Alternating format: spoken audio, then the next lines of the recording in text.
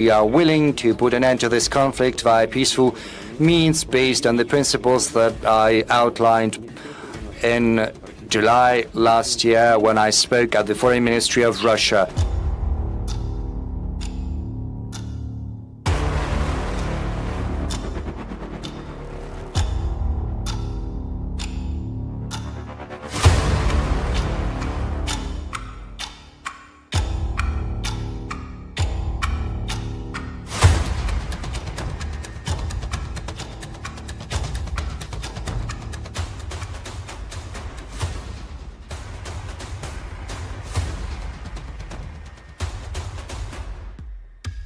In another world, an element is born. Introducing the Phantom Black Edition by Grand Vitara. दादी के हाथों का जादू और खुशबू से महकता घर, माँ की मुस्कुराहट और खाने की सुगंध। MDH गरम मसाला, क्योंकि हर रिश्ता है स्वाद से जुड़ा। केसरिया से मन जोगी हुआ रे, दिल झूमे देखो मतवारा हुआ रे। केसरिया से मन जोगी हुआ। हर पल मनाओ केसरी त्योहार। विमल, बोलो जुबान केसरी।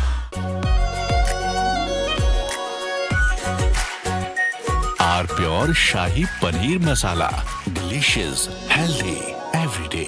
मुस्कुराए लड़खड़ाए जिंदगी, चाहे जो भी हो। सर, पेशेंट के लिए कौन सा रूम प्रेफर करेंगे आप? जिंदगी भर के प्यार का कोई रेट कार्ड नहीं होता। Tata AIG health insurance, with you like family, with you always. MDH की हल्दी मिर्ची धनिया करे कमाल, ये रंग दे, ये खुशबू दे, ये तीखा, ये कम पड़े। क्या निराला MDH masala.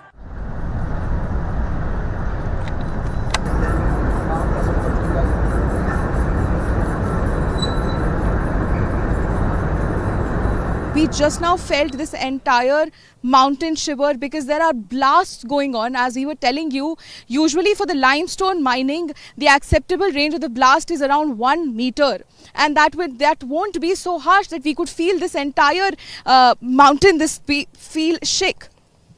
Yes, definitely, and the kind of, because for cement mining they need a blast of a larger range of something around 50 meters or 60 meters, and when that happens, we were not able to show you, but because that is very frequent between 2 to 3 p.m. we'll try to get that on camera for you guys. But while I was speaking to you, I could feel this mountain shake. So that is the range, and all of this is illegal, Shivam. All of this, the range of those blasts which is used in those mining, the kind of trucks that you see on the other end, which are carrying those residual pebbles, those are also they are not legally allowed to sell those, but they're not only doing illegal work, they're also making double profit out of whatever is left here. They're making profit illegally out of the Aravali. In another world, an element is born. Introducing the Phantom Black Edition by Grand Vitara. From Asia's largest news headquarters, setting the agenda for Bharat.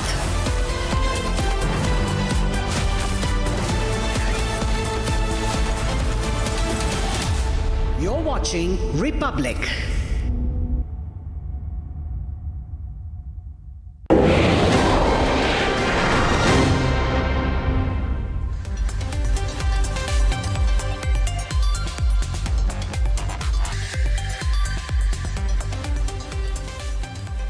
Hi there, good evening. Hope you had a great Sunday. And now it's time to look forward to the coming week. Welcome back to this week's special edition of Looking Forward. The show is about stories that are shaping up over the coming days and weeks and months sometimes. News that is developing and would have consequences for your life and mine, and yet have topicality and impact our choices. Stories that shape India's and world's politics and economics going forward. So let's get going. Tonight's show is special, for we not only look forward to the coming week, but do some crystal ball gazing over the coming year as well. Remember, this is the last edition of 2025. Sunday of 2025. How 2026 is going to be when it comes to India's politics and economy, India's national security and foreign policy, elections and more. Story number one tonight is on the exercise of democracy that we are going to see in 4 states: Assam, Bengal, Kerala and Tamil Nadu, and the Union Territory of Puducherry. These are big ones and would have a major impact on national politics. Story number 2 focuses on the meeting of the Defence Acquisition Council that takes place this very week. India is refurbishing its war machine on the go.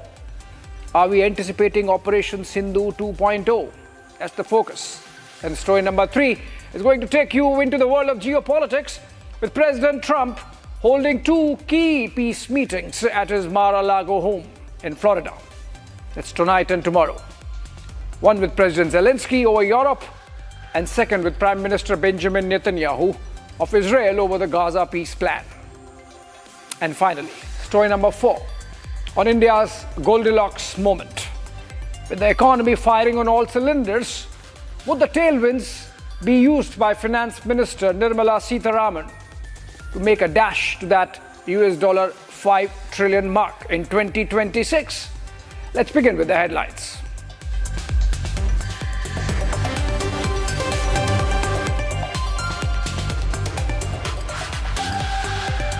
A direct impact of Republic campaign. The Supreme Court takes up Aravali case suo moto. 3-judge special vacation bench led by Chief Justice of India, Justice Surikant, to deliberate the matter.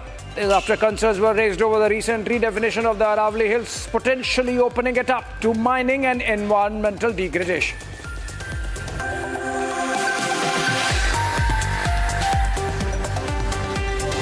After Republic TV's extensive media campaign and ground reports on the recent controversy and Supreme Court proceedings regarding the definition and protection of Aravali Hills, the SC takes a relook at the Aravali definition. A big victory for the people. Republic welcomes the court decision.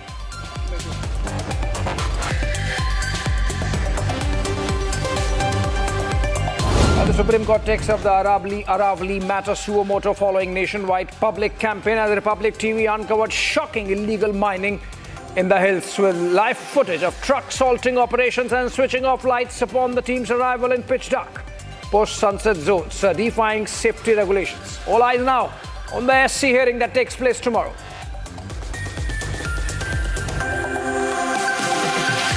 The Supreme Court also to hear CBI's special appeal against suspension of life sentence granted to Kuldeep Singh Sengar on Monday. That's tomorrow again. A 3-judge bench led by Chief Justice of India, Justice Surikant, to review the CBI's challenge to the High Court's order, which granted Sengar bail with conditions including a 15 lakh personal bond and restrictions on approaching the survivor. And Hindus targeted yet again in Bangladesh. This time the attack comes from Pirojpur, where Hindu homes were reduced to ashes in the dead of night. 3 of those were gutted by fire in West Dumritala village of Pirojpur Sadar Upazila in the early hours of Saturday, leaving families devastated and raising serious questions over minority safety in the country.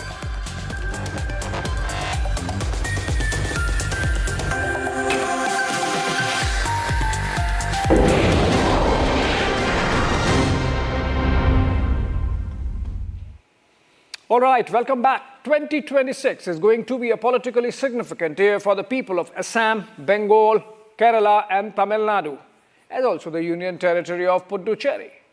Taken together, about 20 crore citizens of the country would exercise their franchise and choose their state governments for the next 5 years. Assam and Bengal are border states with Bangladesh. Kerala and Tamil Nadu form the southern arc of national politics. Here are the details.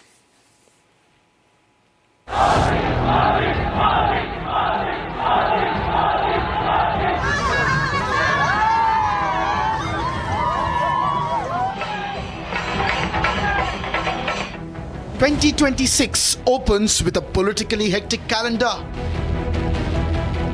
Come March, the states of Assam, Bengal and Tamil Nadu and the Union Territory of Puducherry would be election-bound. Assam, with 126 legislators, has to get a new assembly in order before May 20th.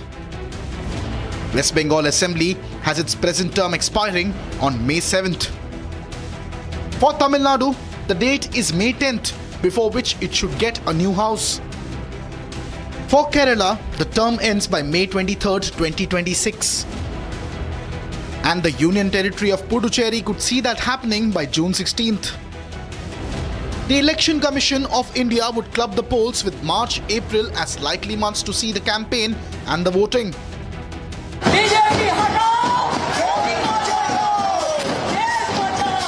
Bihar ने बंगाल में भाजपा की विजय का रास्ता भी बना दिया है. But the momentum is already building up. Let's begin with Assam. We have all along discussed the chicken neck. Yes. But have we ever discussed who are the people in the chicken neck? Everybody who is there in the chicken neck and in the 10-kilometer vicinities of chicken neck in the Indian side, everybody have come from Bangladesh. The Assam's Chief Minister has set the agenda for the state. Demography is the name of the game. This is not a general election. This is an election fight for civilization. Because, entire demographic change has happened in entire Assam and Northeast. We are in that type of position. Every moment, some immigrants, some unknown person always try to dominate our civilization. So this is not an election. This is an election for secure our civilization. So in the leadership of our Honorable Chief Minister, we are trying to protect our civilization. Those are loaded words from the BJP, but what's the truth? In Assam, the demographic question is not an abstract theory or an ideological slogan. It is a lived reality observed village by village, riverbank by riverbank, from the chars of Lower Assam to the border police station in Dhubri, from land disputes in Borpeta to cultural anxiety in Upper Assam towns. Demographic change has shaped everyday lives for decades. The Assam movement and the Assam Accord were not academic exercises. They emerged from, genuine fears of political marginalization. What the NRC process did was not to resolve the issue, but to transform it from agitation to administration, from protest to paperwork. Today, voters are not asking who will remove whom. They are asking who will manage the borders, the land, the language, and identity without tearing the social fabric of derailing development. So demography now works as a trust filter, cultural confidence in Upper Assam, land and encroachment anxiety in Lower Assam, language security in Barak Valley, and safeguard concerns in tribal belt. The dominant voter instinct today is risk management and choosing the least destabilizing option for a sensitive border state. And from Assam to Bengal, the debate remains the same. The BJP has picked up the issue of Bangladeshi infiltrators strongly in the light of developments in our neighborhood. 24 साल में आप जो जीता, कौन vote लेके जीता, कौन voter list लेके जीता? बीजेपी सरकार। अगर ये लिस्ट झूठा है तो आपका सरकार भी झूठा है। अगर एक भी आदमी का लोग नाम बात गया तो बीजेपी का गवर्नमेंट तोड़ के छोड़ेंगे। BJP has challenges. As far as the BJP is concerned, the BJP will have a great leadership challenge because there is not a credible leader who can take on Mamata Banerjee. Even though Suvendu Adhikari and Shamik Bhattacharya are trying their level best, but at the end of the day, there will be no match for the charisma and the effort which Mamata Banerjee is going to give. And certain issues in favor. Even though some things are going in his favor, like the SIR and the communal issues by which the Hindu votes are being polarized, but BJP will have a very tough time this time. But it's going to be a tough fight in this election for both the BJP and the TMC. Bengal might become a battle of 4 M's. Mamata, Modi, Muslims and Matuas. The BJP has already positioned itself as the opposition, as the number one opposition. But having said so, it would be a tough clarified for the BJP because if you see the last elections, the BJP count has come down from 18 Lok Sabha seats to 12 Lok Sabha seats. There is a difference in vote percentage which has come down from 46% to 39%. And given the aggressive campaigning which Mamata Banerjee and Abhishek Banerjee will be doing, BJP faces an uphill task.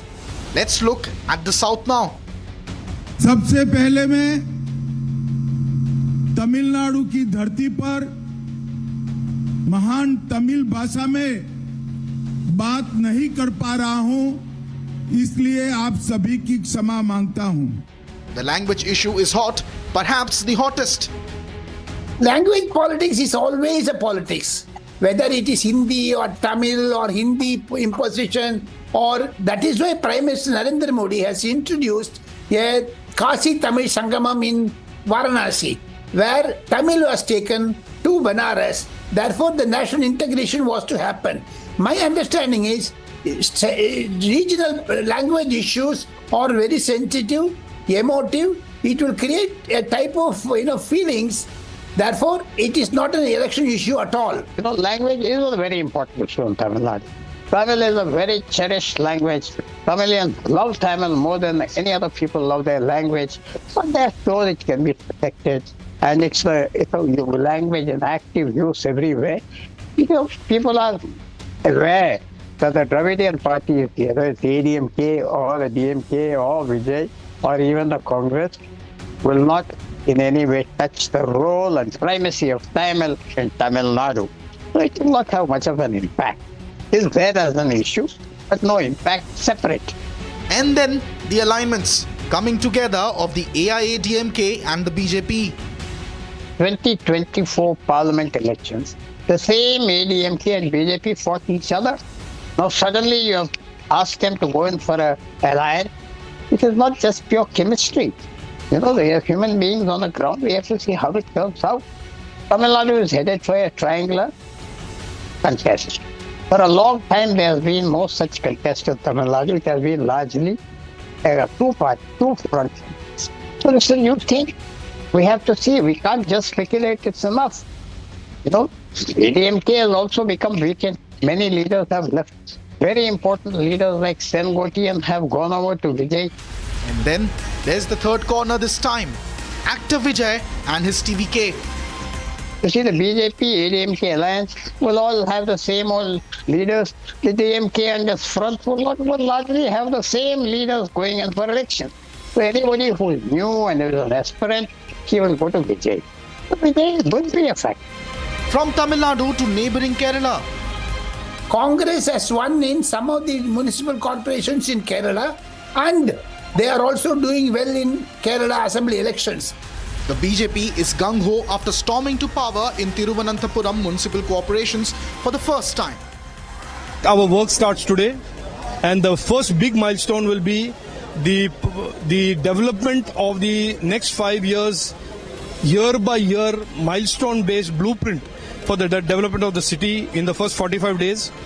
And once that is done, we hope to invite the Prime Minister to come and announce this blueprint and the next 5 years plan. And then the work will start with the active support of the Government of India and Prime Minister Narendra Modi ji. Congress smells power. If the campaign is going to be at the same time, what are the common issues? India Alliance is dead in all India level, especially in Kerala level. Congress is showing up very well. Congress has got internal problems, Shashi Tharoor, now Digvijay Singh type of things. But Congress will do well. CPM will be routed this time in Kerala. But India Alliance as such will not take off either in Kerala or at the national level. Because India Alliance is a stillborn baby. There is no head, no leg, no hand, no eyes, no nose. Now in the SIR also, all the state governments has accepted. Vote chori is not accepted by DMK, TMC, even Uddhav Thackeray, who joined with his brother Raj Thackeray. They don't consider vote chori an issue, and Tejasvi has given a political slap to Mr. Rahul Gandhi. Do not raise vote chori in Bihar. Therefore, vote chori issue is dead. Anti-incumbency. See, Assam has never applied anti-incumbency mechanically. It has applied it conditionally based on whether the state feels governed or adrift. We have seen long incumbencies before, most notably between 2001 and 2011, when continuity was preferred after years of instability. Under Chief Minister Dr. Hemanta Biswa Sharma, governance has been personalized, visible, and assertive, a style Assam historically values. Or the alliance factor in Tamil Nadu.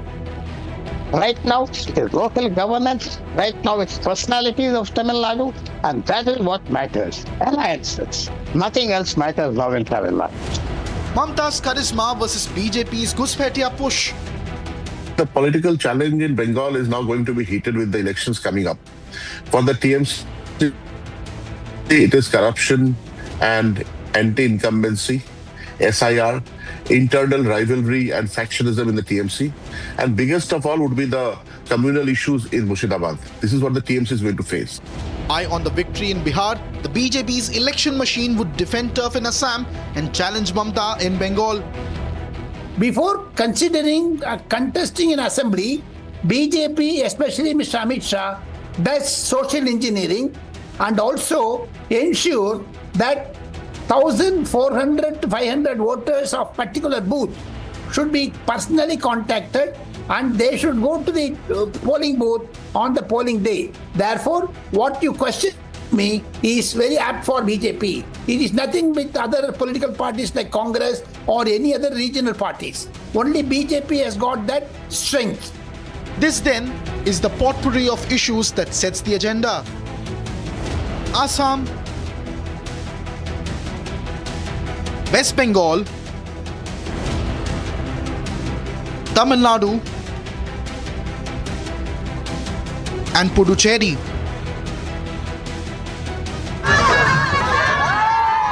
First half of 2026 is going to see these states set the political agenda for the rest of the country.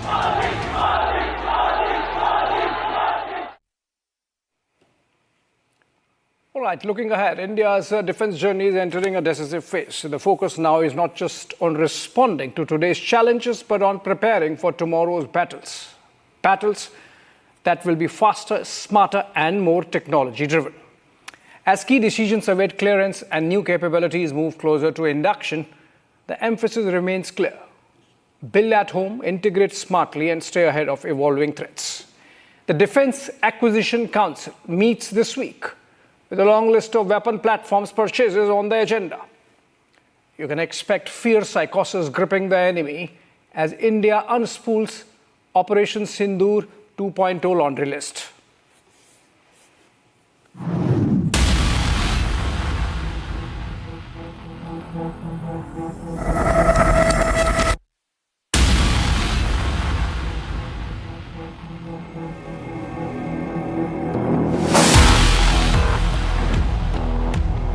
The year ahead will not just be marked by dates on a calendar, but by decisions that could redefine India's defense might.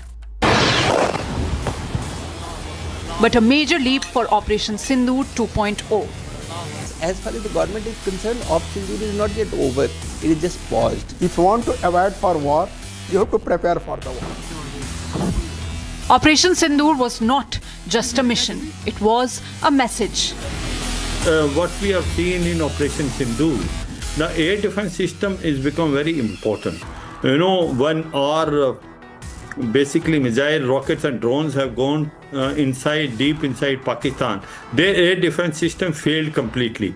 But when their drones, missile, rocket came inside India, they could not penetrate our integrated air defense system. Drones replaced boots on the ground.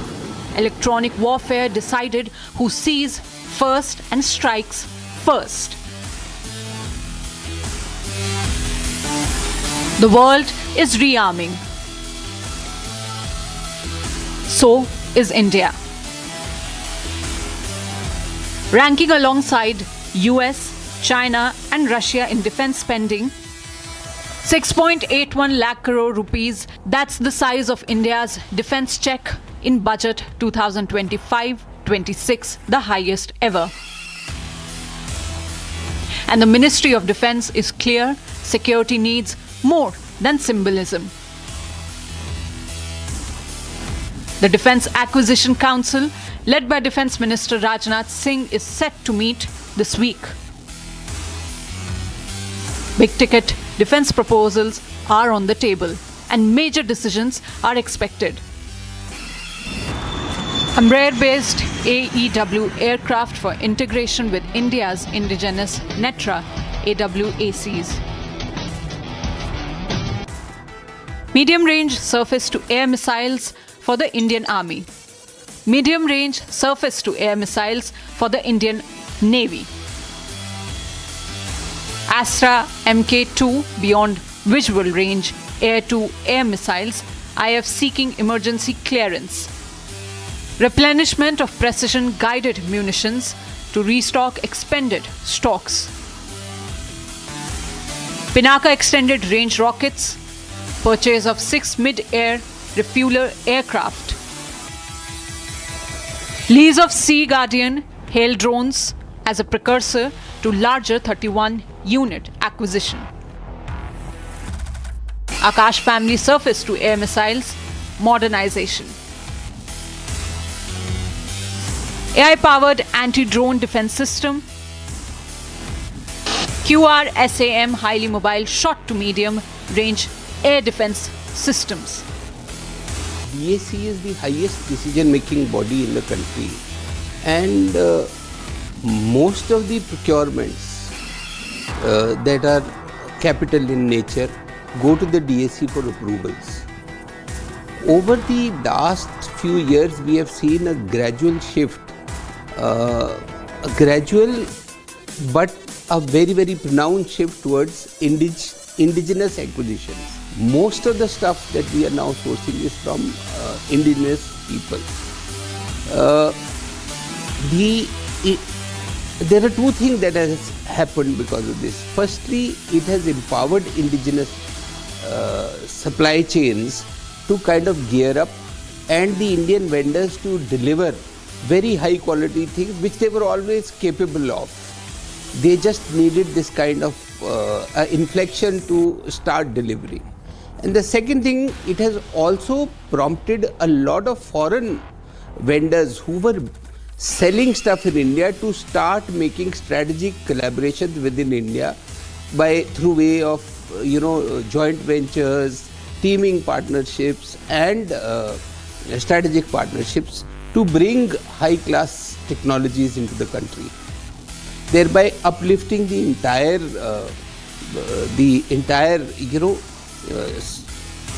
level of industry here, and it is also led to a huge spurt in exports. The focus is on Indianization, modernization of defense forces with the way we can depend upon Indianization.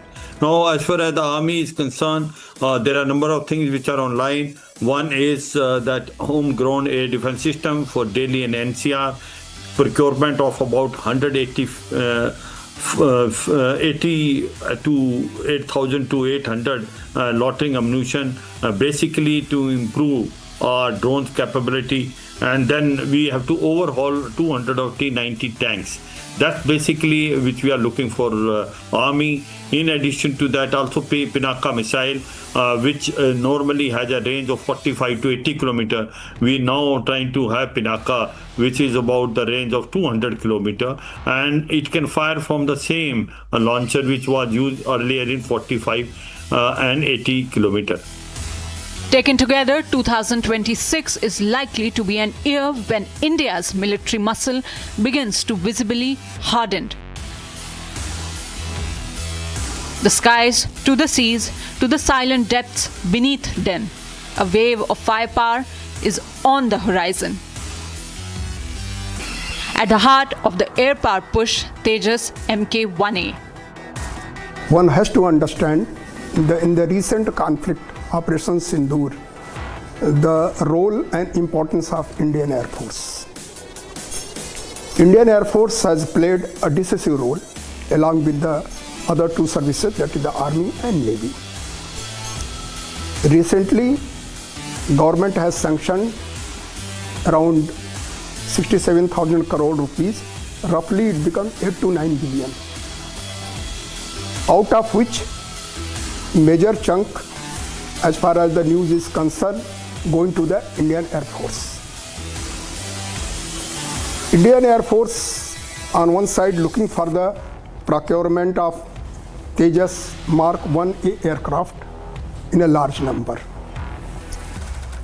Another side, Indian Air Force require mid-air refuelers as well as certain missile systems which are required for these aircraft or the system existing within the Air Force. We have Su-30s, now we have Rafale along with the other aircraft. All aircraft are capable for the mid-air refueling. So it's a requirement because once you get the mid-air refueler, the range and capability of these aircraft increases multifold. After years of waiting, the Indian Air Force is set to receive its first batch, at least 5 jets by the end of the next financial year. A 1.1 lakh crore rupees commitment for 180 indigenous fighters. Early 2026 will see the commissioning of Aridaman, India's third nuclear-powered ballistic missiles submarine. With this, India strengthens its nuclear triad, a club only a handful of global powers belong to. Advanced Project 17A frigates will join the Navy by late 2026. The first locally assembled C-295 transport aircraft rolls out of Baroda. Alongside the next-gen Akash missiles, long-range rockets, ISR drones, and loitering munitions built for precision, persistence, and pressure. With nearly 60 warships under construction and a clear march towards Atmanirbharta by 2047, India is re-engineering its deterrence. We find a lot of startups have come into the game, and they have really come up with some very good indigenous products of very high quality and of very critical kind of importance to the battlefield. Simultaneously, the government has encouraged increasing these kind of technological enterprises through various platforms like the Technology Development Funds and the IDEX platform, which is very popular. So when all of this happens, you are able to produce good military products. The Pinaka is a purely designed, developed indigenous weapon system, and it is performed remarkably well. The initial Pinaka that was inducted into the army had a range of about 45 kilometers. The platform is so successful and the technology is so robust that over the years we decided to actually extend this range, and therefore we went through various phases of building up to 70 kilometers and now up to 120 kilometers. This particular thing will give a very big boost to the Indian rocket artillery. Globally, the Pinaka weapon system is such a cost-effective weapon system that a lot of countries have envisaged interest in it, and this could also possibly be a very good product for boosting our exports. From startups to shipyards, from skies to strike rockets, India's defense story is being rewritten at home. I think no country can become a powerful country by importing arms. And therefore, Prime Minister Modi's push for Atmanirbhar Bharat, it is absolutely no other sector is as important as defense, because it's a very expensive system. It's all expenditure and we used to buy everything. But now things have changed for the last about 10 years. We are not only making for ourselves, though 100% is still some distance away, but we are making whatever is possible and also we are exporting to our very friendly countries. First of all, we have to understand the fifth generation or sixth generation. These are the words which very often prevalent in the media and people are using it. It has to be understood in the correct perspective. The capability of aircraft or system as a whole to be considered as far the generation of aircraft is concerned. Indian Air Force, along with our HAL and other concern, we are developing the aircraft. Now Tejas, Mark II, as well as MCA is under development. And I'm sure that in the coming days, these aircraft will certainly meet our requirement vis-a-vis to our adversaries. What began as a push for self-reliance has now become a strategic advantage. As the DAC meets this week, the focus is no longer short-term purchases, but long-term power. The building capabilities, anticipating threats, staying ahead of the curve. Right, moving on. At the start of this year, India stood proud as the fifth largest economy of the world. Today is the fourth, and by the end of 2026-27, India is projected to be third, only behind the United States and China. While 2025 globally will be remembered as the year of tariffs, for India, it will be remembered as a year of resilience, where against all odds, it managed to clock an 8.2% growth rate, give a historic tax cut to its middle class, and revamp the entire GST structure through consensus while battling a strengthening dollar and the highest US tariff in the world. And now, 3 days away from the New Year's Eve, the Indian economy is ready to soar again into a year that many economists are calling the year of revival. In between the tariffs tirade and the trade tussle, here is how India is all set to once again steal the top spot as the fastest growing economy of the world yet again in 2026.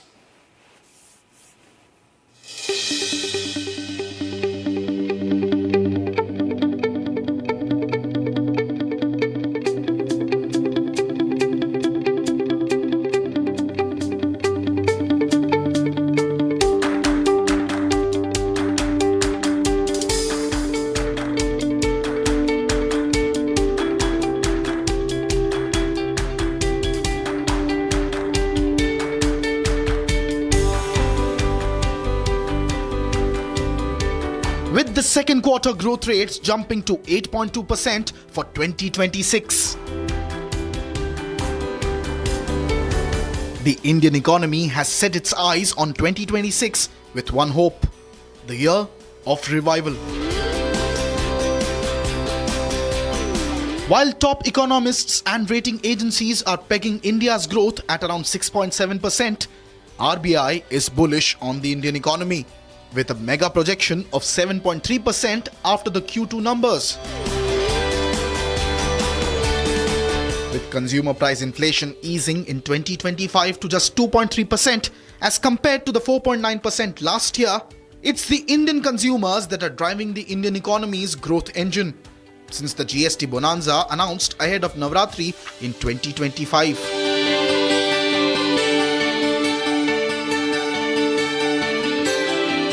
This, combined with the front-loaded policy rate cuts and liquidity injections, along with income tax rate cuts, the Indian economy is set for revival, even in the face of adverse tariffs policy.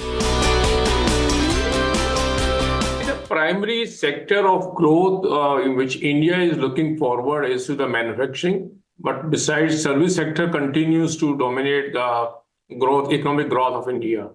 I believe the way the investments are flowing in India, the way economy is projected to grow, and employment which we are looking forward to, manufacturing sector should be predominant in terms of growth numbers, but overall service sector will still continue to dominate.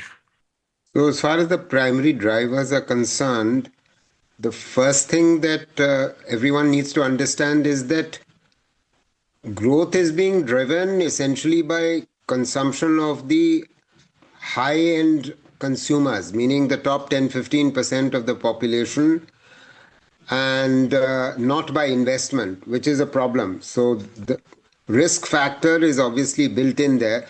But talking about high-end consumption, that's going to drive to some extent growth. But, for that reason, because high-end consumers account for only 10 to 15% of total consumers, there's a limit to how much they can drive growth. However, the dollar question still looms for Bharat in 2026. The Indian rupee slid to around 89.85 against the US dollar by late December of 2025, marking an annual decline of nearly 5% amid a widening currency gap. As projections show, this gap can further widen to 90.58 rupees by September of 2026. That is a matter of concern that Indian rupee is depreciating against the US dollar, and the demand of the US dollar increasing is a matter of concern looking to these economic parameters. So this will be one of the major issue to be dealt with in the budget 2026. How do we shape the economy so that the pressure on the dollar Indian rupee is not to that extent as it has happened in the year 2025. You see, globally, the dollar has weakened, but it's just against the Indian rupee that it appears to be strong. So the Indian rupee has weakened, and the rupee is now over 90 rupees per dollar. So we've got to look at not what happens to the US dollar, but more to how the rupee is behaving relative to the US dollar. So that's going to obviously mean that because the rupee is weaker, there's an opportunity for us to increase our exports. But, we've got to make sure that we are prepared to actually take advantage of the weaker rupee. While the RBI is taking measures including dollar sales and government security purchases worth rupees 11.6 billion and a buy-sell currency swap of dollar and rupee upwards of $10 billion in early 2026, all eyes are on whether injecting liquidity and currency management can prevent the dollar to breach the 91 rupee mark.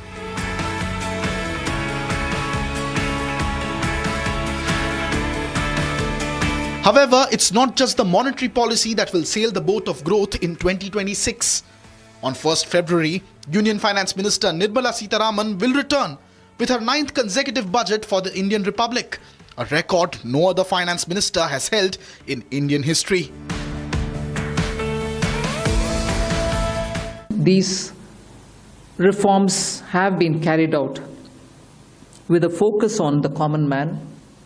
Every tax levied on common man's daily use items have gone through a rigorous looking into, and in most cases the rates have come down drastically. With India's gross GST collections for the month of November at around 1,70,276 crore, up by 0.7% year-on-year on the back of the GST bonanza, the Finance Minister will have a war chest unlike any before, despite lower GST rates thanks to increased compliance. While India's trade deficit has increased significantly in April and October of 2025, reaching nearly $196.82 billion due to the tariffs pressure, exports too fell in October by 12%, while imports increased 16% year-on-year.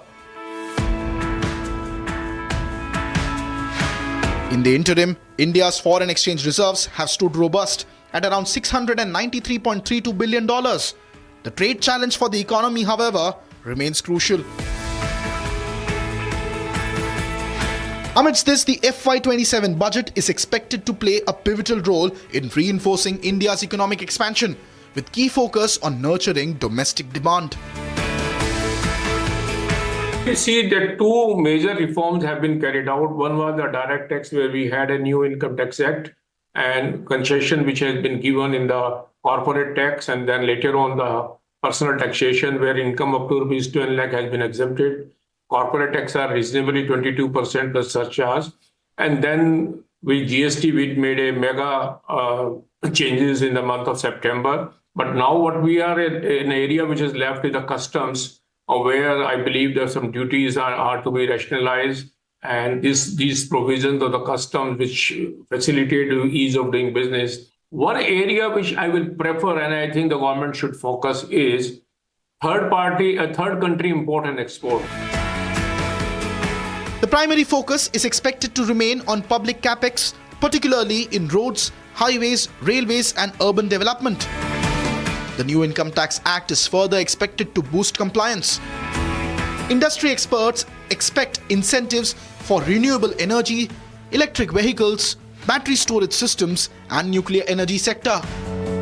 While MSMEs hope for stabilization packages, enhanced credit guarantee schemes and export incentives to navigate global trade uncertainties. However, it's not just the handouts that can salvage the situation. It's the deals that India can ink to turn around the landscape. And that is where India's trade policy takes front seat in 2026 yet again. It's also our third FTA with a Five Eyes nation: Australia, UK, and now New Zealand. We are soon going to launch discussions for the terms of reference with Canada also. And we are already at an advanced stage in our discussions with the USA. With FTAs with the United Kingdom, the EFTA trade bloc, Oman and New Zealand signed or concluded in 2025. All eyes are now on 2026 and whether we can do the deal with the US and the EU. So I'm doing a trade deal with India and I have great respect and love. As you know, for Prime Minister Modi, we have a great relationship. While the fall of 2025 deadline has yielded no result, after 6 rounds of talks, the US Trade Representative is expected to resume talks in January with India after the holidays and after nearly a year-long tango for an interim trade agreement. We were being told earlier in the year that by September of this year, an India-USA trade deal would have been signed. That's not meant to be a free trade agreement, it's a trade deal. So that would have been signed. We are at the end of the calendar year, we are nowhere close to a trade deal with the United States. Now, if India actually begins to give in on agri-tariffs with the EU, which it had sort of begun to do in respect of cotton with the United States, then, the government can expect a very severe backlash from India's farmers. The world of tariffs is also going to keep changing, I think, in 2026 and in 2027. But for India, I think the way we have navigated in 2025, there have been several positives, especially the fact that we have not given our position up on agriculture imports into the country. We have to protect the farmers. There is no doubt about it. And why do we have to protect the farmers? It's not because they are weak. It's not because they are not competitive. It's because our regulations in the agriculture sector make our farming uncompetitive. Meanwhile, on the European Union front, the ministry says that the talks are at an advanced stage, committed to an early conclusion. Our friend Maroš and I are leaving no stone unturned to get some good outcomes. We just had very extensive engagements on Monday and Tuesday earlier this week. Given the political guidance and leadership of member states such as yourself, given Prime Minister Narendra Modi's own personal commitment to the EU-India partnership, I do believe we should be able to get this over the finishing line. Trade deal with EU is very promising. It opens up a lot of markets for us. In fact, if we look at some of the analysis done by the Economist magazine, 4 or 5 of the fastest growing economies in the world are currently actually in the EU, because when you look at countries like Poland, Estonia, Uruguay, these countries are actually growing very fast. And even when you look at the Scandinavian countries, they might not offer a big market in terms of population, but in terms of purchasing power, these markets are extremely big. So even today, the EU markets are very, very attractive.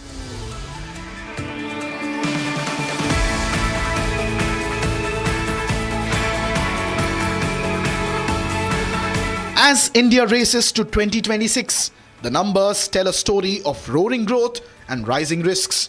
A booming GDP, but a bruised rupee. Record GST, but a high trade deficit that refuses to blink. Now it all comes down to the fine print. Will the budget of 2026 and the next wave of trade deals turn this year of revival into a decade of resilience? Or will India's growth story be held hostage to a slipping currency and a hostile global marketplace? The countdown has begun, and the world is watching which way Bharat bets.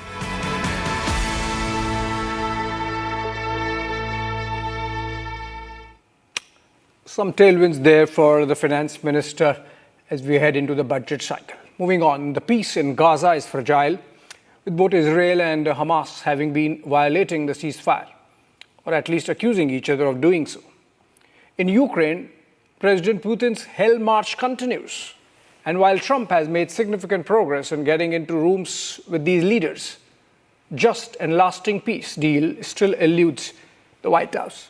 Which is why this holiday season, Trump is giving his Florida estate, Mar-a-Lago, a chance. Zelensky is there and Netanyahu is on the way. Awaiting them both is Trump and his art of the deal.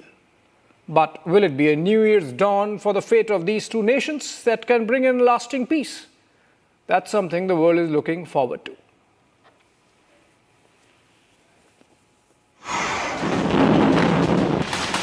Kitna? The war that he claimed would have never begun on his watch.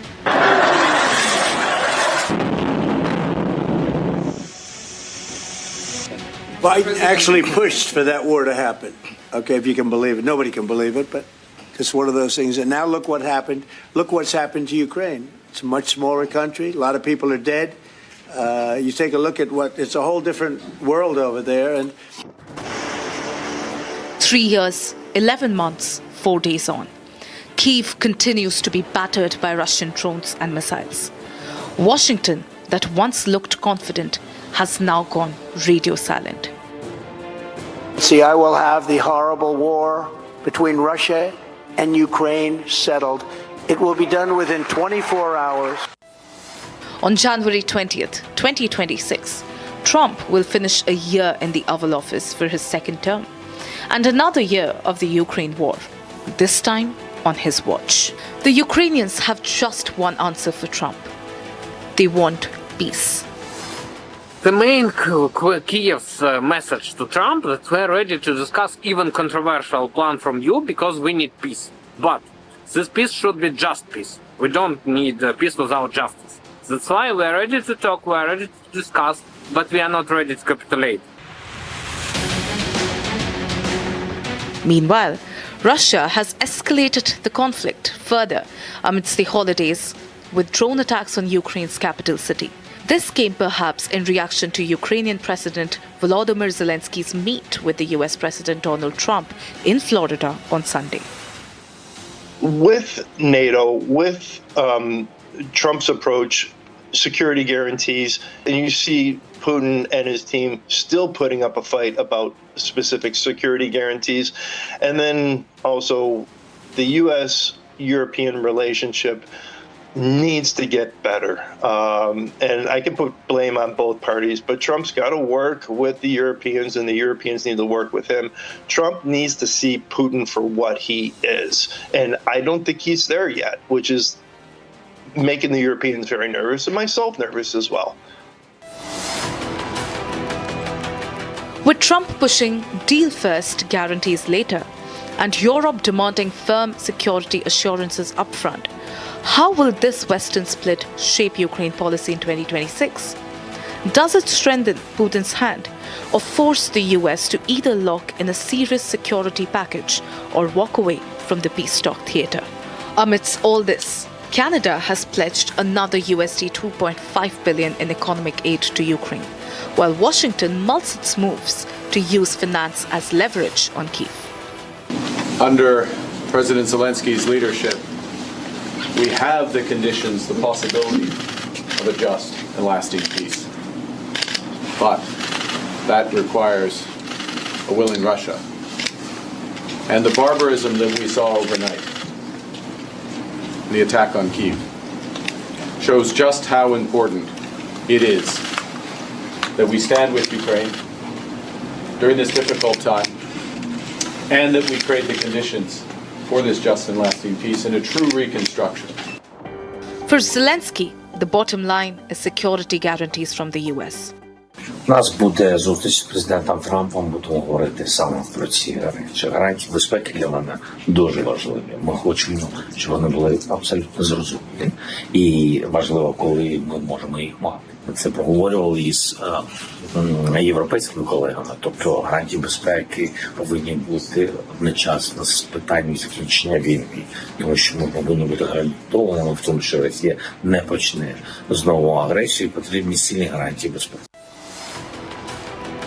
One of the key discussion of the Florida meeting of Zelensky is going to be the 20-point plan of Trump, which can bring a 60 ceasefire for Ukraine. But the question of territorial concessions remains a point of disagreement. Zelensky now suggests a referendum.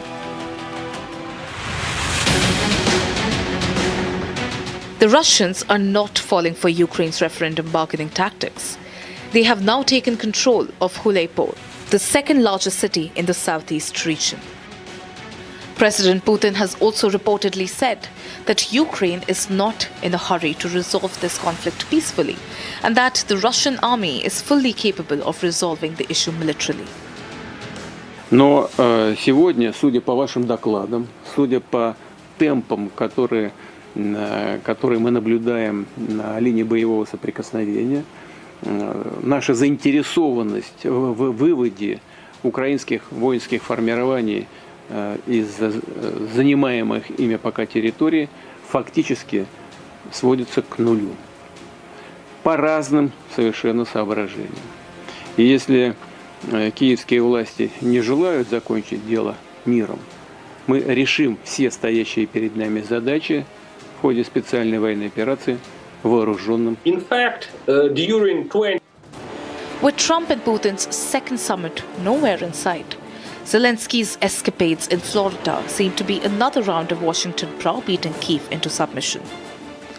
However, Zelensky won't be alone. Israeli Prime Minister Benjamin Netanyahu too is headed to Mar-a-Lago, facing a desperate Trump who is keen to take his Gaza peace plan forward. Unlike Ukraine, the Gaza plan has seen a ceasefire under stage 1. However, Netanyahu is now dragging his feet on the second phase that could revamp Gaza Authority, disarm Hamas, and form a new council. Pressure is increasing in Tel Aviv on Netanyahu government. IWHD demands of an independent investigation into the October 7th attacks. However, families of hostages are asking Netanyahu to remain firm on his commitment. אני עומדת כאן היום לא רק כאימא שנאבקת להשיב את בנה, אלא כמי שנלחמת על מימוש הערכים של המדינה הזו. ערכים שבגינם רני יצא פצוע כדי להגן על המדינה. הוזמנתי להצטרף לטיסתו של ראש הממשלה בנימין נתניהו לארצות הברית. ראש הממשלה נוסע להיפגש עם הנשיא טראמפ. US wants to form a multinational peace council that can oversee the international stabilization and rebuilding of Gaza. Reports suggest that Egypt, Qatar, UAE, UK, Italy and Germany are expected to oversee this effort, with Trump keen to top in Saudi Arabia's Crown Prince Mohammed bin Salman and Turkish President Recep Tayyip Erdogan. Netanyahu, however, is resisting the plan, as he is skeptical about Hamas's actual commitment to the disarmament. The 11-week ceasefire hasn't been a model of success either. With finger-pointing over ceasefire violations and aid blockages, Israel clearly has second thoughts on the peace plan. The problem in Washington this holiday season is no different to last year. The only difference? There are 2 deals on the table, but still no takers. 2026 is going to be a big year for the art of the deal. But the real question is, can Trump win? As a deal is only a victory if there is a peace worth living in. The world is ready, but for those in the crosshairs, the only question that matters is, how much more is the peace going to cost? Will 2026 be any different? This is all we could pack in this edition of Looking Forward. Hope you have a lot to look forward to in 2026. We are, of course, back next week with a lot more to look forward to. Thanks for watching. News is back on the other side of a short break.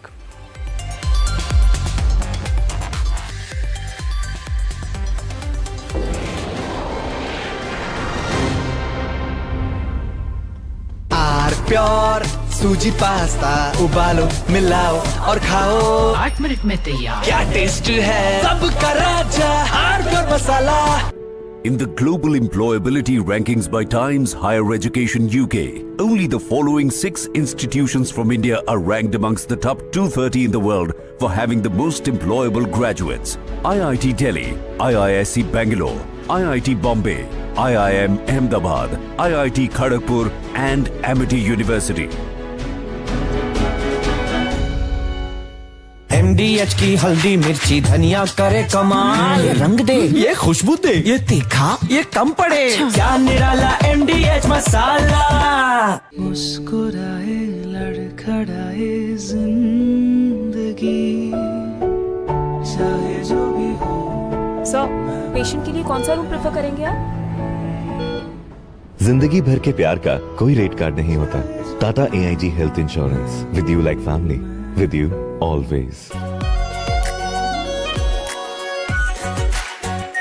Are pure shahi paneer masala delicious healthy everyday.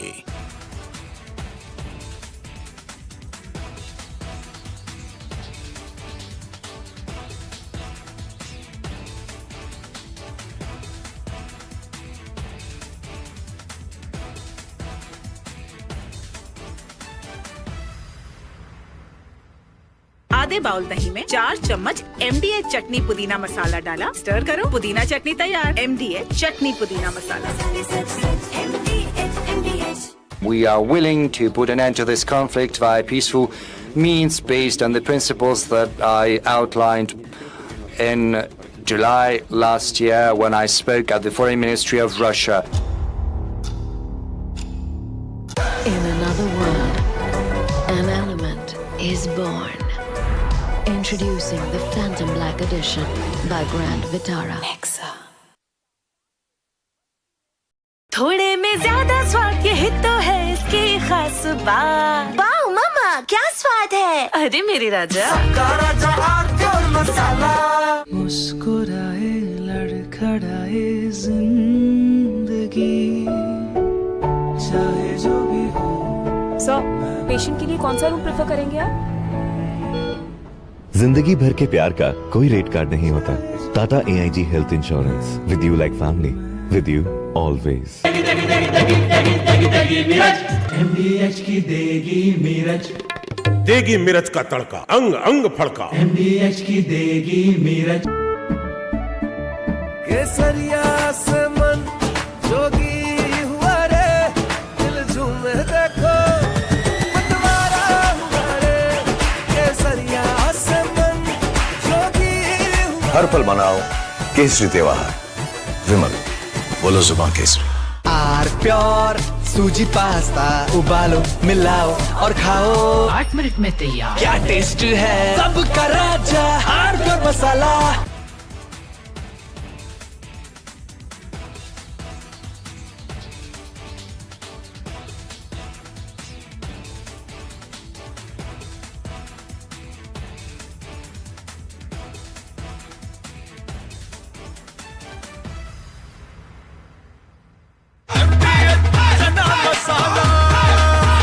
Chholiya हो या लोबिया, सफेद चने या काले चने, सब कुछ मजेदार बने।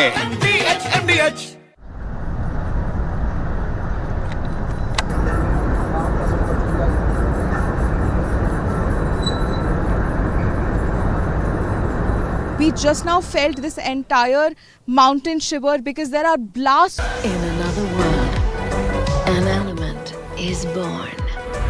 Introducing the Phantom Black Edition by Grand Vitara. Nexa.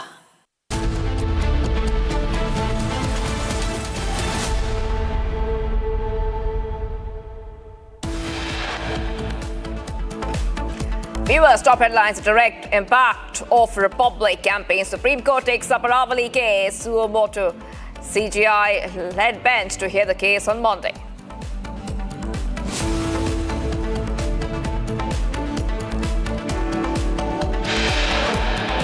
Supreme Court could take a relook at Aravali definition, a big victory for the people. Republic welcomes the court decision.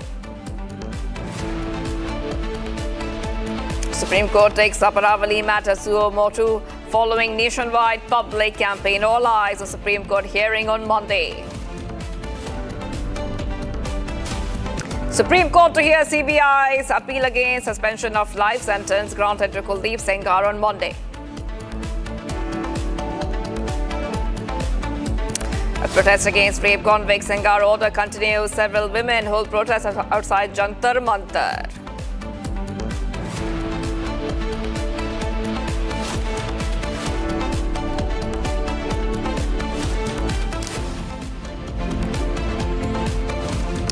All right, viewers, starting off with the top story coming in, the Goa Fire Club incident shocked the entire nation. A case of serious negligence on all levels. Now, with all the three owners facing the Indian law, a new magisterial inquiry report has raised many eyebrows over the role of the Panchayat and other government departments. It's a series of negligence, collusion and systemic failure that led to the death of 25 innocent people. Take a look.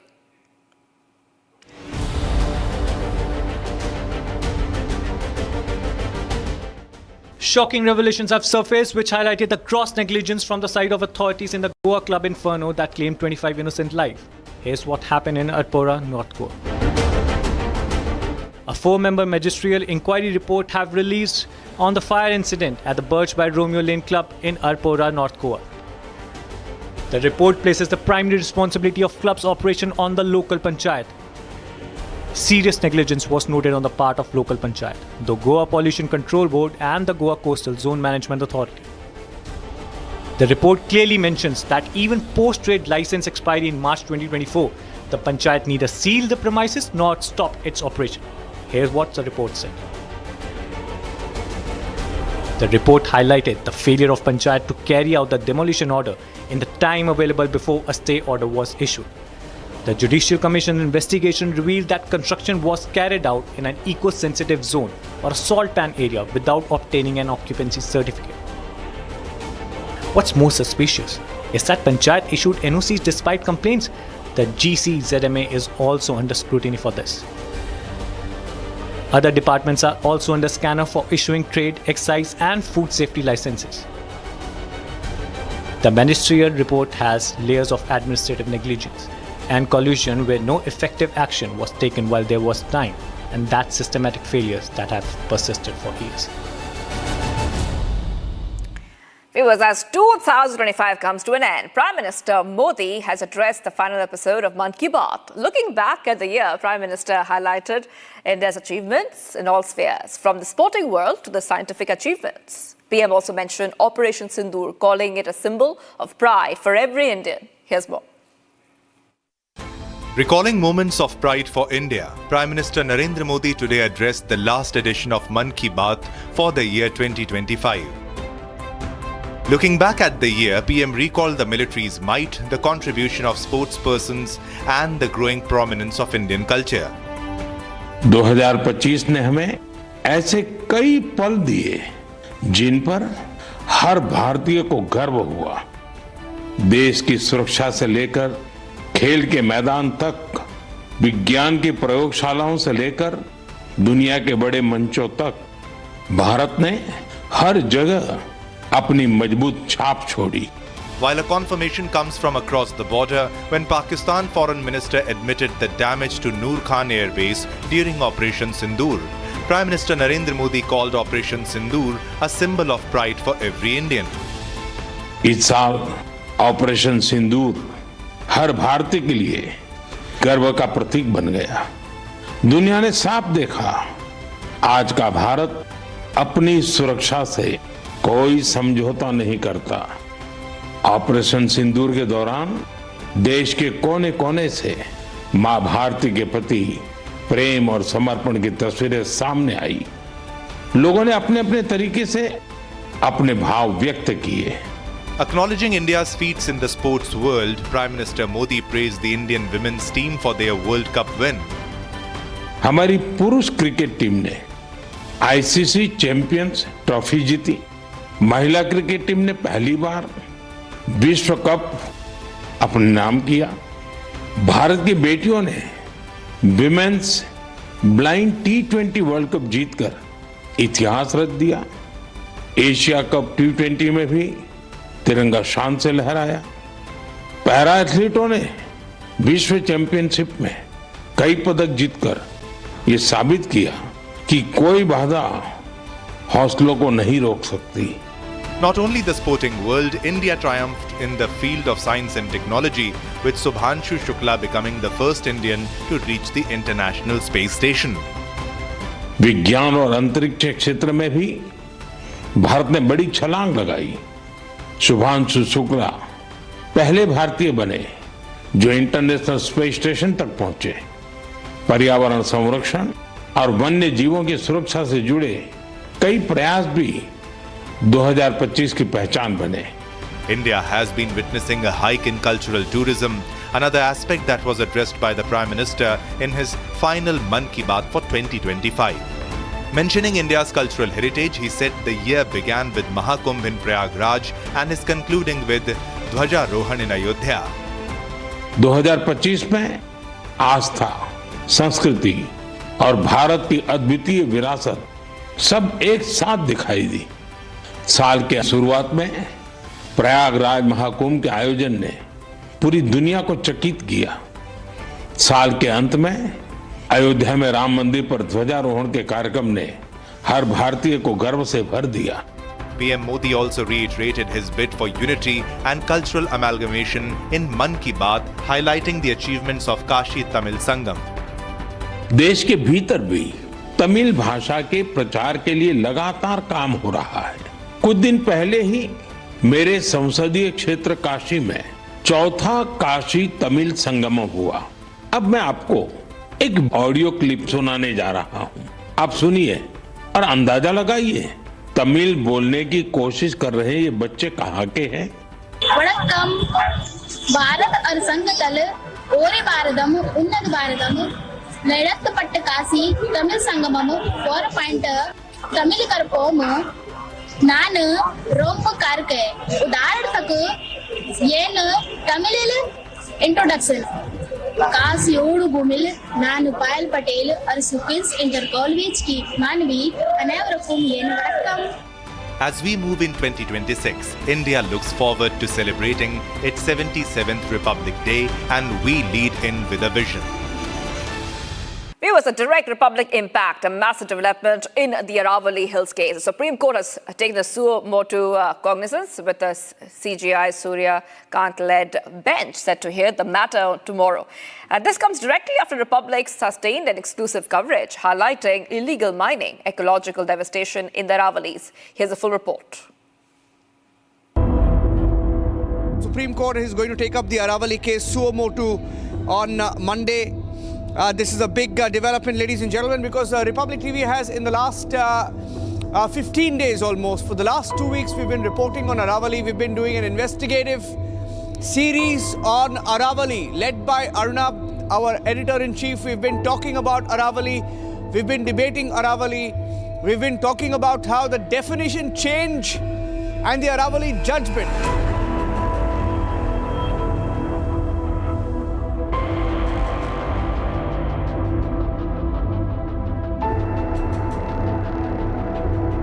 A direct Republic impact, a major breakthrough in the fight to save the Aravali Hills.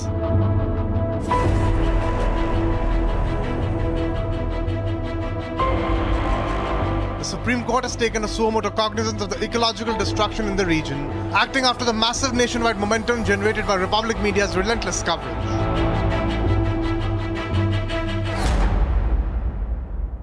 For days, Republic's Save Aravali campaign has been running in full force on the ground, online and across the country, amplifying public voices and demanding accountability.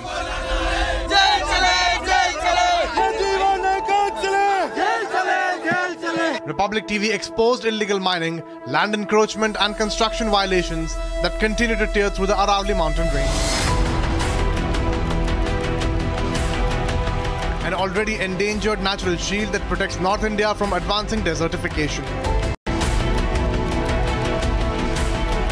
Well, we are at Pawana Ahir, which is a very secluded village at Rajasthan, and till now we have covered around 3 villages, and one thing has been common, that is illegal mining all throughout the Aravali hills. And right now I'll show you the situation because it is caught on our camera. As you can see, there are 3 trucks. When we came here, when Republic came here, this was a well-lit area. Mining was going on, and the moment they saw us arriving, they started turning off the lights one by one. All these trucks who were working, they became stationary, and now this entire area, which was very well lit just 15 minutes ago, is completely pitch black.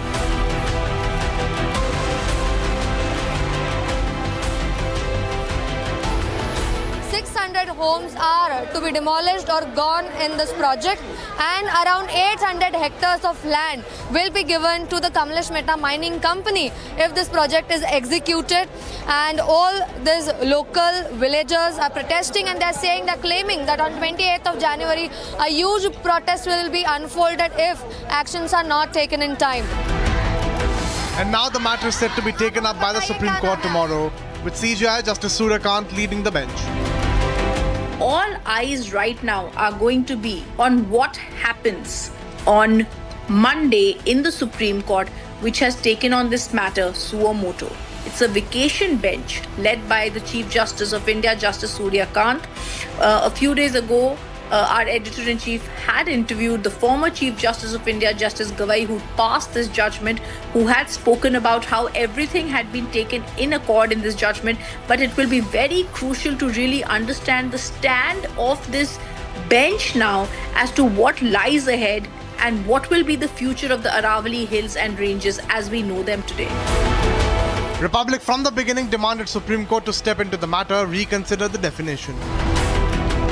Ladies and gentlemen, the job of the Supreme Court of India is not to consider all points of view and then agree with the government. The Supreme Court of India has a right to take that stance. Technically, nobody can question it. But there is something called logic, sensitivity, and precedent. Ladies and gentlemen, the Supreme Court went against the amicus curiae, the friend of the court. And I want to ask them, because in para 30 of the judgment, it is clear that the amicus curiae had stated in his submission that he was not for this committee's definition, that the committee's definition of this 100 meters or less mining can happen would endanger the environment and the ecology of the mountain range. The amicus in the Aravali case till 2024, Harish Salve, told Arnab Goswami that the 100-meter debate is unnecessary, saying definition change was not needed. For this 100-meter rule should itself be put under some scrutiny, this decision to do away with the 100-meter rule, when so much degradation is happening, so much violations are happening. What I see is this 100-meter debate was unnecessary. The whole Aravali ecosystem has to be defined on an aerial spread of what really is the Aravali. And there the precautionary principle has to be applied. After defining the Aravali ecosystem, you have to have a buffer zone. And that buffer zone will be outside the Aravalis to protect the Aravalis. Republic even questioned the former CJI Justice B.R. Gavai, who inked the Aravali judgment, on going against amicus curiae's advice. Justice Gavai, as the former Chief Justice of India, would you see it the other way, that this report had very much established the threat to the Aravalis? 8 months before your judgment, your new definition allows for leeway by the mining players to exploit an already depleting resource. Mr. Mr. Arnab Goswami, it is firstly not the definition provided by the court. It is a report of the committee of the experts. The court found that the report was liable to be accepted subject to the further requirement regarding, I am again repeating we are again going to the... So you don't completely agree with the government's version, which the government says we are only going by what the Supreme Court says. You are saying you're only going by what the government told. We are going by what the report of the experts, of which the FA was also a party. All eyes are now on Supreme Court's verdict tomorrow and what immediate steps it may order. With the apex court stepping in, the Aravali battle enters a critical phase and Republic continues to track every development, every directive and every move to protect one of India's oldest and most fragile mountain ranges.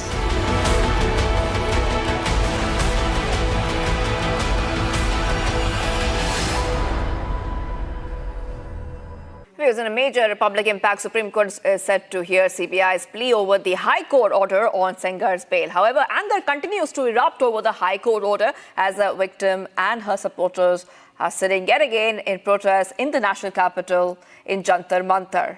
And there was a huge protest by the women's activists against the High Court order. Here's a report on what unfolded throughout the day.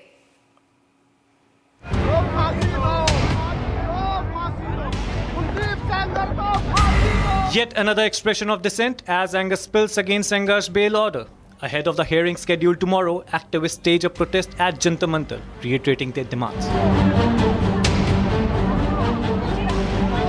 In a major impact of Republic's relentless coverage, the Supreme Court is tomorrow set to hear the CBI's plea on Kuldeep Sengar's bail. CBI on Friday filed a special leave petition before the Supreme Court, challenging the Delhi High Court's order suspending the life sentence of rape convict Kuldeep Sengar. In an effort to get their views amalgamated in judicial circle over the High Court order on Sengar's bail, the now survivor and supporters staged a protest at Jantar Mantar today. Now the victim is here. And she was not allowed to go inside for protests because she said that allegedly she was not given the permission to. And currently, Kuldeep Sengar got bail from the court just a few days ago. Since then, this now rape victim has come on the road and has been protesting against the bail. The CBI has approached the Supreme Court in this matter, and tomorrow, that is on Monday 29th December, the Supreme Court is set to hear this case.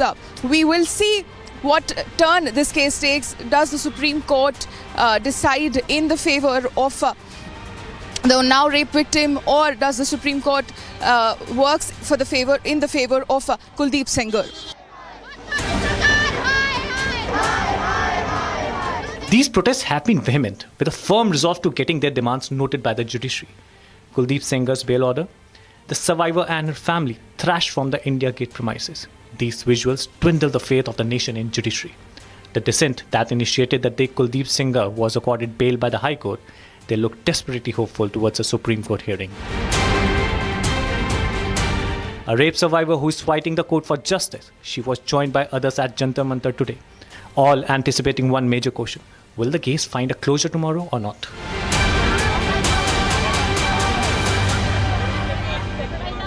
A 26-year-old newly married woman in Bengaluru died without responding to the treatment, reportedly days after an alleged suicide attempt. Dowry harassment from the groom's family is stated as the primary reason behind the suicide. Her husband, who has been named as the prime accused behind the suicide, was also found dead. Here is a quick report on this development.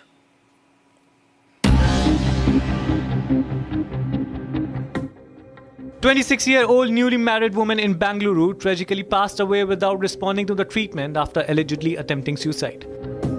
Her husband, who works in a private company in North Bengaluru, is named as a primary accused in the case. Police stated that the victim, Ganvi, was found hanging at her parents' residence, but she could not be saved despite receiving immediate medical attention. The woman's family then took the body outside the groom's residence and staged a protest. Preliminary inquiries revealed that the woman committed suicide due to dowry harassment from the groom's family, as per the statement from the bride's father. Soon after the tragic fallout, her husband Suraj and a family travelled to the Nagpur, where the husband was later found dead in a hotel room. As per the reports, the man was found hanging in the hotel room and no death note has been recovered so far. Police and authorities are looking into claims that Suraj was under severe mental stress following the humiliation by Ganvi's family. A case of unnatural death has been registered and further investigations are underway.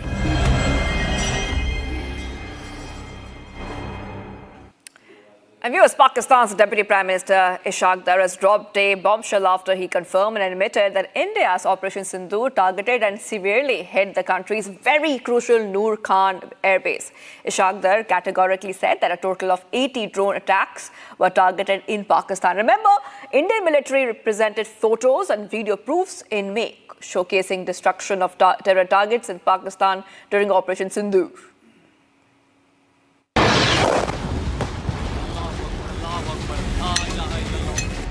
This was India's Operation Sindoor. Attack हुआ है नूर Khan base पे 9 major launch pads destroyed, over 100 terrorists killed. सारी मस्जिद उड़ गई, सारी मस्जिद तबाह हो गई. A response India gave to Pakistan after the Pahalgam terror attack, in which Pakistan-backed terrorists killed 26 innocent civilians. Now, in a stunning admission, Pakistan's Deputy Prime Minister Ishaq Dar made a big admission. Dar revealed and admitted that India's Operation Sindoor targeted Pakistan's strategic Noor Khan airbase. Pakistan में उन्होंने missile मारने शुरू कर दिए मुख्तलिफ जगह पे, और इसके साथ साथ आपको याद होगा कि अपना ड्रोन्स पाकिस्तान की तरफ भेजे, जो कि करीबन 36 घंटे में 80 की तादाद पे पहुंच गए. Noor Khan is a major Pakistan Air Force air base situated in Rawalpindi's Chaklala and was among the 11 air bases hit by Indian strikes during Operation Sindoor. The Pakistani government acknowledged the impact of India's strategic and precision strikes on their military installation. Ishaq Dar categorically said that a total of 80 drone attacks were targeted in Pakistan. However, he also boasted that 79 of them failed, but one was successful, that hit the Noor Khan air base, but did not reveal that Noor Khan was just one of the 9 bases that was struck by India. Pakistan में उन्होंने missile मारने शुरू कर दिए मुख्तलिफ जगह पे, और इसके साथ साथ आपको याद होगा कि अपना ड्रोन्स पाकिस्तान की तरफ भेजे, जो कि करीबन 36 घंटे में 80 की तादाद पे पहुंच गए. 79 आउट ऑफ 80 ड्रोन जो थे उसको न्यूट्रलाइज कर दिया गया, और एक सिर्फ ये ड्रोन था जिसने हल्की सी एक मिलिट्री इंस्टॉलेशन पे थोड़ी सी यानी उसको डैमेज किया, और कुछ वहाँ जख्मी हुए. Meanwhile, Prime Minister Modi today hailed Operation Sindoor in the 129th episode of Mann Ki Baat, saying that today's India does not compromise on its security. इस साल ऑपरेशन सिंदूर हर भारतीय के लिए गर्व का प्रतीक बन गया. दुनिया ने साफ देखा, आज का भारत अपनी सुरक्षा से कोई समझौता नहीं करता. ऑपरेशन सिंदूर के दौरान देश के कोने कोने से मां भारती के प्रति प्रेम और समर्पण की तस्वीरें सामने आई. लोगों ने अपने अपने तरीके से अपने भाव व्यक्त किए. India showcased irrefutable proof, images and videos of strikes on terror camps targeting Lashkar-e-Taiba, Jaish-e-Mohammed and Hizbul Mujahideen. Multiple high-profile terrorists on India's most wanted list were neutralized in a single night, crippling key operational modules. Besides this, India carried out several precise and well-planned military actions to achieve its objectives. That's all we have for now, but do not go anywhere. We'll be right back. Keep watching India's #1 news channel, Republic TV.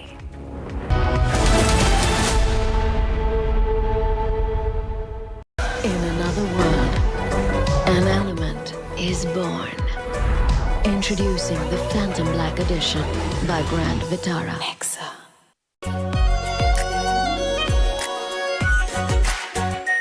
Are pure shahi paneer masala, delicious, healthy every day. मुस्कुराए लड़खड़ाए जिंदगी चाहे जो भी हो। Sir, patient के लिए कौन सा रूम प्रेफर करेंगे आप? जिंदगी भर के प्यार का कोई रेट कार्ड नहीं होता। Tata AIG health insurance, with you like family, with you always. ये है सीक्रेट रेसिपी MDH का जीरा सिप जल जीरा मसाला। सिप सिप जीरा सिप MDH का जल जीरा सिप MDH का जल जीरा SIP.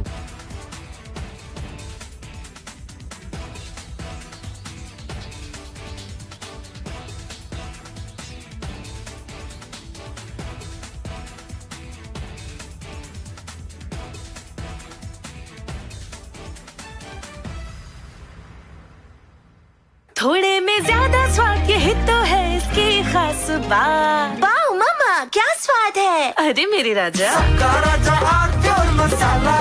We are willing to put an end to this conflict via peaceful means based on the principles that I outlined in July last year when I spoke at the Foreign Ministry of Russia.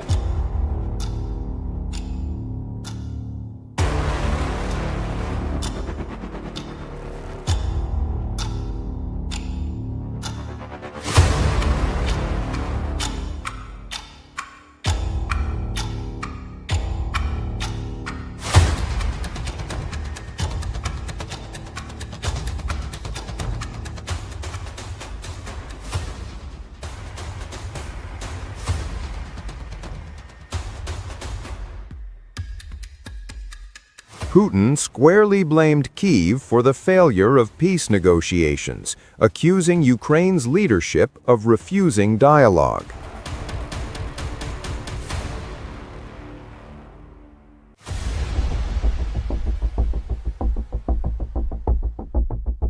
Statements from Zelensky that he is not prepared to discuss territory issues.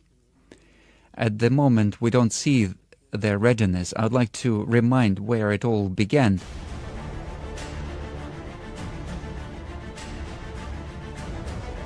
In another world, an element is born. Introducing the Phantom Black Edition by Grand Vitara. Nexa.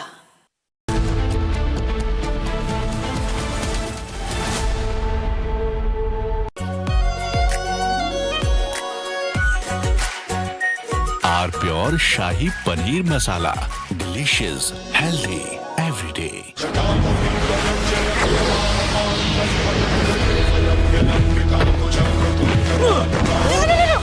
मेरी chimney टूट जाएगी। What are you doing? रानी इस घर में कुछ है जो टूटता नहीं।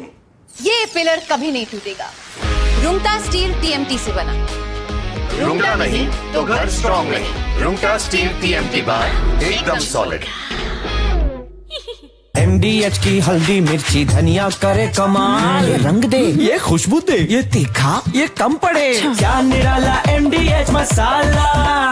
मुस्कुराए लड़खड़ाए जिंदगी चाहे जो भी हो। सर, पेशेंट के लिए कौन सा रूम प्रेफर करेंगे आप? जिंदगी भर के प्यार का कोई रेट कार्ड नहीं होता। Tata AIG health insurance, with you like family, with you always. Our pure suji pasta उबालो मिलाओ और खाओ 8 मिनट में तैयार। क्या टेस्ट है सबका राजा आर pure masala.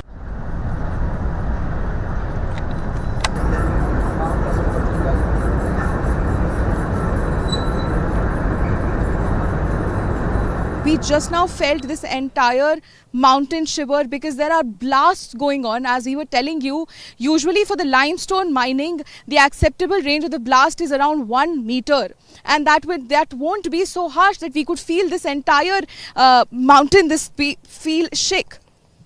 Yes, definitely, and the kind of because for cement mining they need a blast of a larger range of something around 50 meters or 60 meters, and when that happens we were not able to show you, but because that is very frequent between 2 to 3 p.m. we'll try to get that on camera for you guys. But while I was speaking to you, I could feel this mountain shake. So that is the range, and all of this is illegal, Shivam.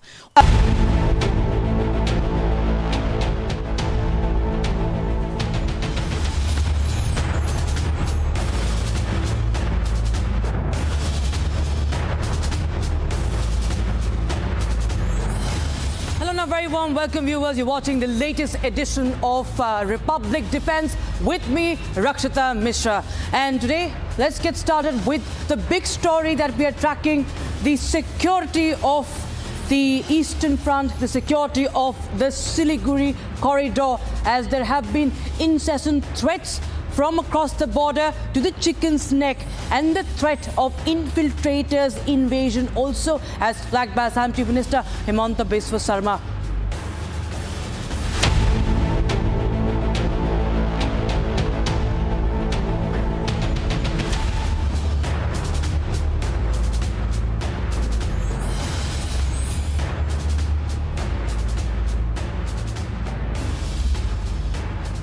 Now, viewers, this has become a national security concern, a priority for our armed forces right now.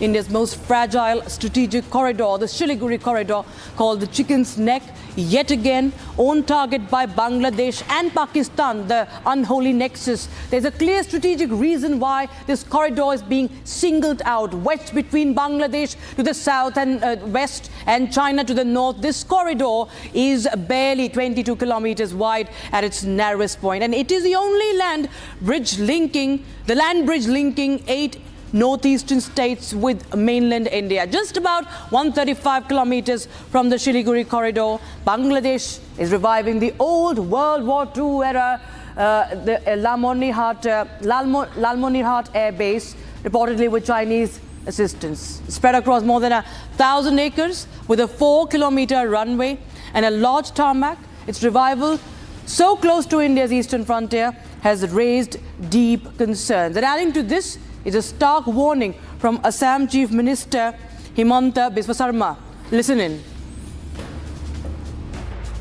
We have all along discussed the chicken neck. Have we ever discussed who are the people in the chicken neck? Everybody who is there in the chicken neck, everybody have come from Bangladesh. Tomorrow, if government of Bangladesh says that let me take over the chicken neck, now the local people will say please come, because they themselves have come from Bangladesh. Let's also remind you that this is not the first time Dhaka has tried to provoke India. It was in March this year that Yunus addressed Chinese business leaders saying that the 7 states of eastern India are landlocked, and since they have no way to reach out to the ocean, Dhaka is the only guardian of the seas, guardian of the ocean. And compounding this is the shadow of the Bangladesh-Pakistan axis. We've seen how Pakistan's reports had suggested how Pakistan's ISI had set up a special cell inside the High Commission in Dhaka. Not just that, we've seen how top Pakistani general meets Yunus, and he is presented with a book with a map that shows greater Bangladesh. And we've seen, of course, provocations after provocations by different leaders, these jihadi leaders of late that have continued to provoke India as far as the Siliguri corridor is concerned, viewers. Now, we'll try and tell you why it's important and how India has been securing the chicken's neck. Lieutenant General Shaukin Chauhan, defense expert, joins us on the broadcast. Many thanks for once again joining us on the Republic Defense. And last time we also were again discussing the Siliguri corridors. Now, this has become a focal point, and for days to come, it seems it's going to be a flashpoint, because we do on one hand see Bangladesh leaders trying to provoke with their statesmen one after the other. And a little before last week, we saw Lieutenant General Tiwari also visiting the eastern border, and we have reports of another base that is being set up, a 4th base, in the northeast, so as to secure the Siliguri corridor or 4 sites. What is the challenge, sir, if at all there is one, and how much of a focus could be there in the days to come, according to you? Good afternoon, Rakshita. Thank you for calling me on the show. Now, we must get a couple of things straight. Is that, yes, Siliguri corridor at its narrowest is 22 kilometers wide. It has Bangladesh on one side, as you mentioned. It has China or Tibet beyond the Doklam Plateau, which is a fair amount of distance, and they have not yet reached the Doklam Plateau. They are behind and below it. We continue to hold the Doklam Plateau. We have Nepal on the West, which is a very friendly country. So when you talk of 22 kilometers at the narrowest and you say that can Bangladesh cut it, it's a very difficult situation. It's not easy for Bangladesh. They haven't brought in any army inside the salient to even think that they can cut it, because Bangladesh itself is very vulnerable in that area. And even in this turmoil, Bangladesh does not benefit from destabilizing the Siliguri corridor. Yes, there are issues about the population close by, but I don't see a problem here. While there are many political leaders who might wish to create some issues on both sides, but at the present moment, the Siliguri corridor is well protected. We don't need to be worried about it. We have war-gamed every aspect of anything that can possibly happen in the Siliguri corridor, and we are prepared, and we have troops in reserve to deal with issues, to deal with the Siliguri corridor. And like I said, the Bangladesh army had nothing to gain from it. The Bangladesh government has nothing to gain from it. Much of what we hear are just noise, to tell you the truth. And we haven't seen any kind of movement on the ground. Right, sir. Lieutenant General Ashok Jahan, many thanks for joining us on this story that we are closely tracking. Viewers, also on Republic Defense, we bring you the story of how India is in fact completing its nuclear triad. Now, India has successfully test-fired its K4 submarine, launched a ballistic missile from the nuclear-powered submarine INS Arighat in the Bay of Bengal off the coast of Visakhapatnam, developed by the DRDO. This missile can travel 3,500 kilometers and is capable of carrying a nuclear warhead. This launch marks an important milestone because firing the K4 from an actual submarine is a big step towards making it fully operational. India's sea-based nuclear deterrent and completing its nuclear triad of land, air and underwater strike capabilities. INS Arighat now joins a small group of submarines.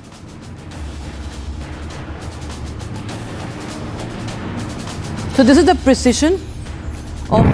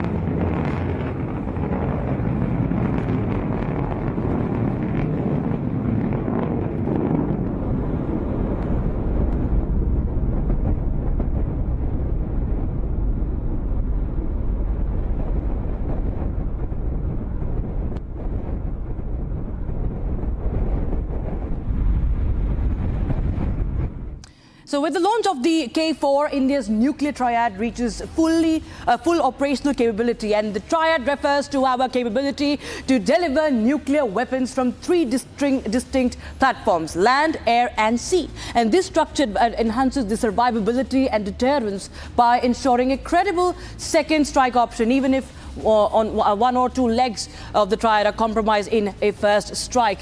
So how significant is this for India's security, viewers? This is what we are trying to highlight. India faces the two nuclear-armed neighbors, Pakistan and China. Pakistan possesses a large number of tactical short-range nuclear weapons, but India's triad helps balance that